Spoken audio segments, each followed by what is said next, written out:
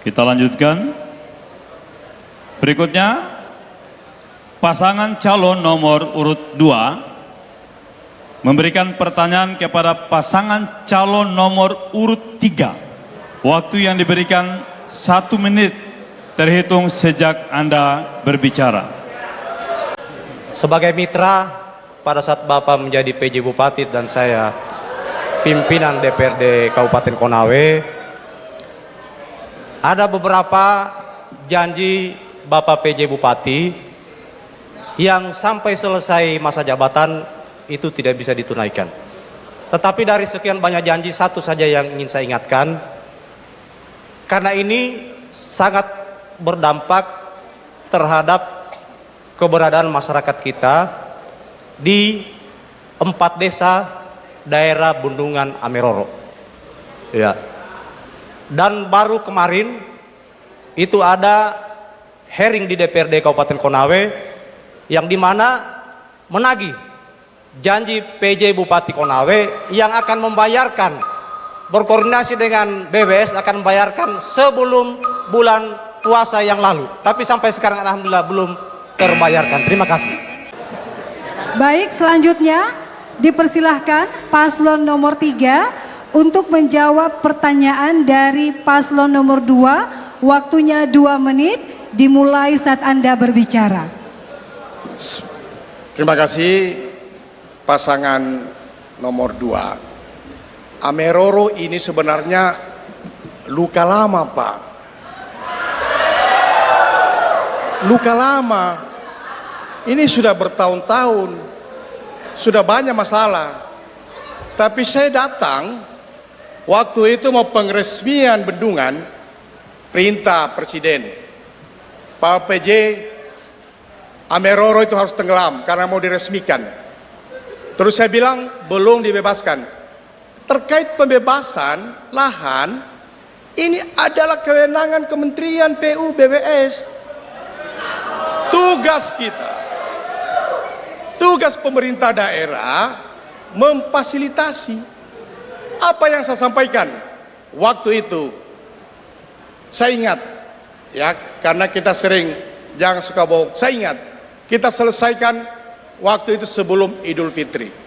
Itu kita sampaikan statement itu karena adanya statement dari kementerian yang menjamin untuk membayar.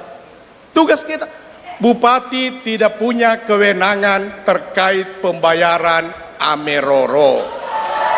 Dan Ameroro ini adalah luka lama, Pak. Sudah lama masalahnya. Bupati 10 bulan, Pak. Saya bupati 10 bulan. Saya mulai baru bulan Januari.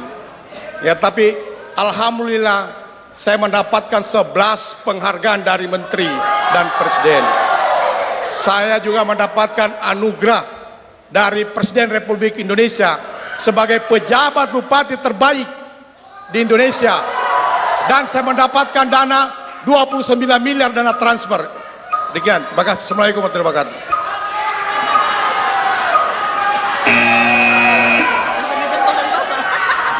Selanjutnya, paslon nomor 2 dipersilahkan memberikan sanggahan atas jawaban dari paslon nomor 3. Waktunya 1 menit dimulai saat Anda berbicara. Paslon nomor 3, memang Bendungan Ameroro penanganan Damsos itu bukan kewenangan bupati yang membayar, tapi yang menggaransi masyarakat di lingkungan Bendungan Ameroro itu adalah PJ Bupati Konawe, namanya Pak Harmin Ramba. Ya. Bahkan pada saat itu sampai berjanji bahwa kalau Bendungan Ameroro ini dia punya pembebasan lahan dampak sosial tidak dibayarkan sampai masuk Idul Fitri, ketika saya maju sebagai calon bupati tidak usah pilih saya. Itu pernyataan resmi yang disampaikan oleh PJ Bupati Konawe Pak Harmin Ramba, dan itu masih ada rekaman elektroniknya ya. Jadi kalau pernyataannya itu hanya menjalankan perintah di atas, berarti beliau ini hanya menjanji masyarakat dengan tidak ada bukti. Makasih. kami persilahkan untuk paslon nomor 3 memberikan pertanyaan kepada paslon nomor 2. Waktunya 1 menit dimulai saat Anda berbicara. Mohon tenang Bapak Ibu sekalian. Terima kasih moderator. Di dalam visi misi dan program kerja saudara, ada saya melihat bantuan mobil yang sudah disampaikan tadi, 1 mobil 1 desa, dan yang saya lihat juga ada 200 juta 1 blok grant kepada desa, dan yang saya lihat lagi ada umroh gratis untuk masyarakat Konawe. Ada sedikit saya mau kritisi, umroh gratis masyarakat Konawe harus terukur. Kalau bicara masyarakat Konawe, baru repot nanti. Ya, tidak cukup kita punya uang. Hanya saya mau ingatkan kepada paslon, hati-hati dalam menetapkan logikanya kita. Mandatori kesehatan 10%, mandatori pendidikan 20%, infrastruktur 30%. Apa iya logik enggak? Ya, dalam struktur APBD kita mau tempatkan dana saya habis hitung 500 miliar per tahun hanya untuk kebutuhan itu. Terima kasih. Kita lanjut. Kami persilahkan kepada pasangan calon nomor urut 2 untuk menjawab pertanyaan dari pasangan calon nomor urut 3. Waktu yang diberikan 2 menit terhitung sejak Anda berbicara. Pasangan nomor urut 3, pasangan nomor urut 2, 1 mobil 1 desa 1 kelurahan, blok grant 200 juta, umroh gratis bagi imam masjid dan guru ngaji sebanyak 1.000 orang. Kami sudah hitung menggunakan anggaran sebesar kurang lebih 150 miliar. Ya. Itu selama 5 tahun. Saya ingin sampaikan, kalau pertanyaannya umroh gratis bagi masyarakat, tolong baca dulu penjelasan dari visi misi kami. Yang kami maksud umroh gratis ini adalah bagi petugas keagamaan kita, baik itu imam masjid maupun guru ngaji. Kalau kita asumsikan guru ngaji dan petugas imam masjid dari 348 desa dan kelurahan di Kabupaten Konawe, berarti kurang lebih 696 imam masjid dan guru ngaji. Kami berhitung kuota 1.000 karena di dalam 1 desa dan kelurahan itu ada kadangkala 2 masjid dan beberapa TPQ. Maka kami menghitung 1.000 orang yang akan kami berangkatkan umroh. Kemudian jangan kita pesimis dengan APBD kita saat ini. Ingin saya sampaikan, 1-2 tahun terakhir kekayaan alam kita yang ada di Kecamatan Rauta itu lagi diproduksi dan mulai diproduksi, dan dipastikan itu akan menambah pendapatan asli daerah kita, itu akan menambah APBD kita, dan bisa jadi APBD kita 2-3 tahun ke depan itu lebih besar dari Konawe Utara yang saat ini 2,7 triliun. Karena kenapa? Dia punya kekayaan alam yang lagi dikeruk. Jadi jangan pesimis. Kita harus optimis ketika ingin menjadi kepala daerah dan wakil kepala daerah di Konawe. Ya. Terima kasih. Waktu habis. Berikut pasangan calon nomor urut 3 memberikan pertanyaan kepada pasangan calon nomor urut 2. Waktu yang diberikan 2 menit terhitung sejak Anda berbicara. Terima kasih. Buatkan saja pertanyaan. Dalam proses pemerintahan ini ada beberapa gejala makroekonomi yang biasa terjadi, yaitu inflasi. Jika saudara dipercayakan menjadi pemimpin, bagaimana langkah-langkah saudara dalam pengendalian inflasi? Terima kasih. Baik, calon Bupati 03, apakah ada tambahan yang ingin disampaikan dari pertanyaan Ya, tersebut? jadi gini, kita kadang-kadang dalam melaksanakan pemerintahan ini ada beberapa hal yang sulit kita di luar dugaan kita. Kadang-kadang dalam perencanaan APBD kita sudah tetapkan sekian untuk pembangunan ekonomi, sosial, budaya. Tapi di perjalanannya kadang-kadang kita terjadi satu, inflasi. Apalagi kalau terjadi hyperinflation. Itu penting karena dalam penanganan hyperinflation tidak ada dalam APBD bagaimana menanggulangi inflasi. Tidak ada. Ya, karena saya punya pengalaman kemarin, saya walaupun 10 bulan saya datang, inflasi kita hyperinflation 5,7%. Tapi saya mampu turunkan, malah sekarang terjadi deflasi. Itu ada pengalaman saya. Yang berikut, kita kadang-kadang juga inflasi ini kadang-kadang disebabkan oleh satu, persoalan konflik sosial, persoalan bencana alam. Ini jadi masalah. Karena apa? Daya beli, lapangan kerja, dan lain sebagainya, itu yang menyebabkan. Untuk itu kalau saudara menjadi kepala daerah, ya kira-kira langkah-langkah apa yang harus dilakukan. Terima kasih. Kami persilahkan paslon nomor 2 untuk menjawab pertanyaan paslon nomor 3. Waktu untuk menjawab 1 menit dimulai saat Anda berbicara. Terima kasih moderator. Pasangan nomor 3. Pasangan nomor 3 ini Pak Harmin. Beliau adalah PJ Bupati dan saya adalah pimpinan DPRD Kabupaten Konawe. Terkait penanganan inflasi yang disampaikan tadi, itu adalah penanganan inflasi yang dilakukan oleh pemerintah dari Kabupaten Konawe, yang di dalamnya ada Bupati dan DPRD Kabupaten Konawe. Jadi bukan kerja seorang Bupati sendiri. Ya. Terkait apa yang akan kita lakukan untuk penanganan inflasi, tentunya kita melihat dulu terjadinya inflasi ini di bidang apa. Kita tahu yang baru-baru terjadi di Indonesia dan lebih khusus di Kabupaten Konawe, terjadinya inflasi, kenaikan harga bahan pokok yang cukup tinggi. Tentunya yang akan kita lakukan yang paling pertama melakukan operasi pasar supaya terkendalinya harga-harga di masyarakat. Terima kasih. Waktu habis.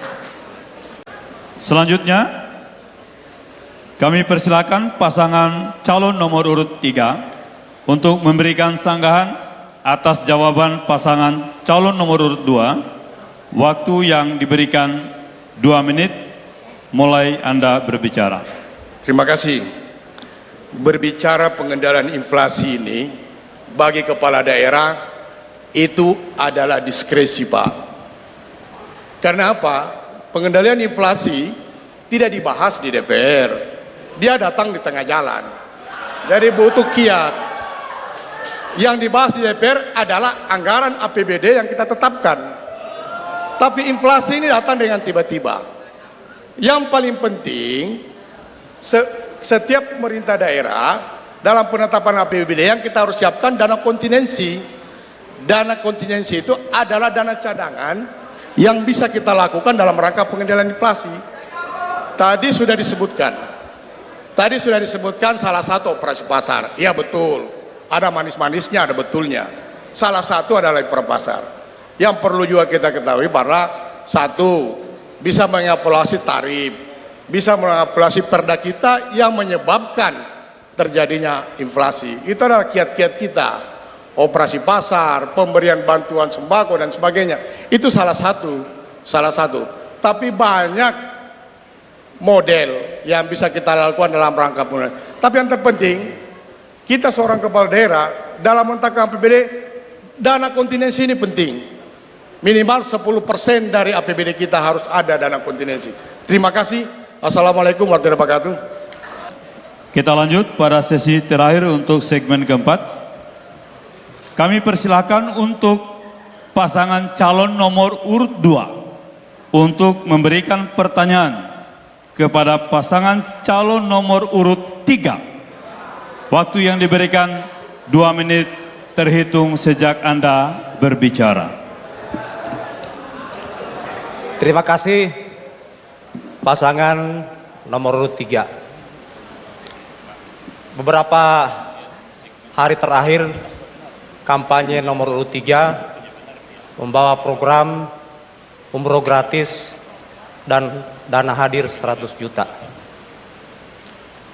Yang saya ketahui dari visi misi yang disampaikan pasangan hadir yang Di dalamnya ada 18 program unggulan.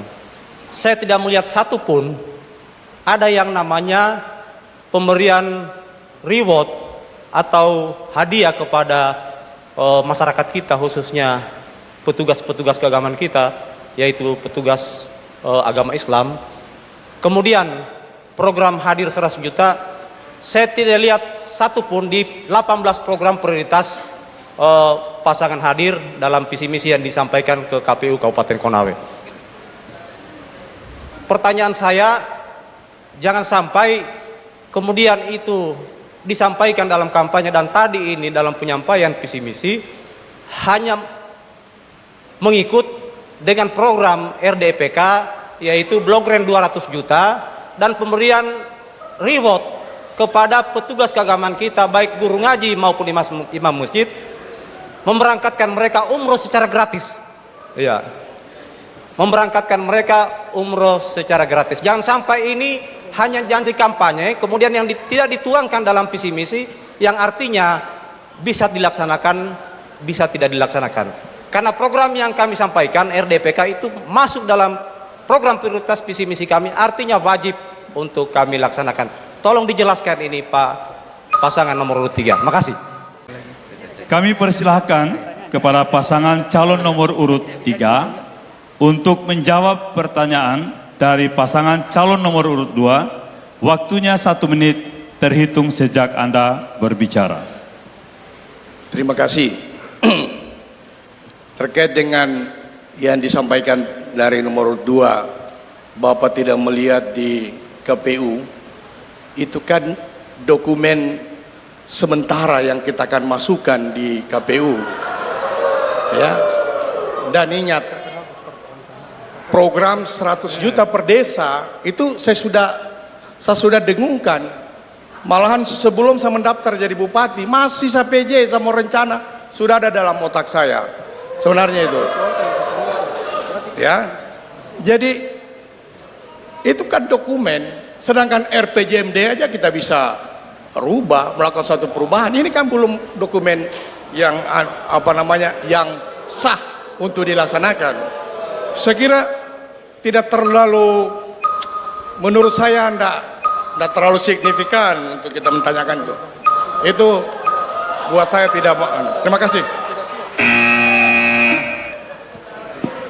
Baik, terima kasih. Selanjutnya kami ingatkan lagi kepada Bapak Ibu untuk tetap tenang dan tidak memberikan tepuk tangan dan apapun itu pada saat paslon menyampaikan pendapatnya.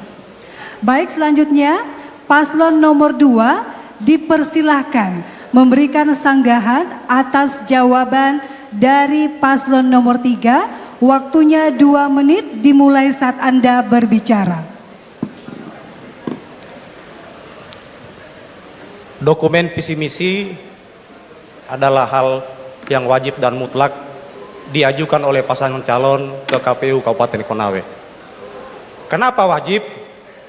Karena itu menjadi landasan seorang kepala daerah dan wakil kepala daerah untuk bekerja. Kalau hari ini pasangan nomor 3 mengatakan bahwa kalau kita mengandalkan merubah apa yang sudah disampaikan ke KPUD Kabupaten Konawe terkait visi misi yang sudah ada, maka saya yakin di awal sudah salah, pasti pelaksanaan juga akan lebih salah. Terima kasih. Ya.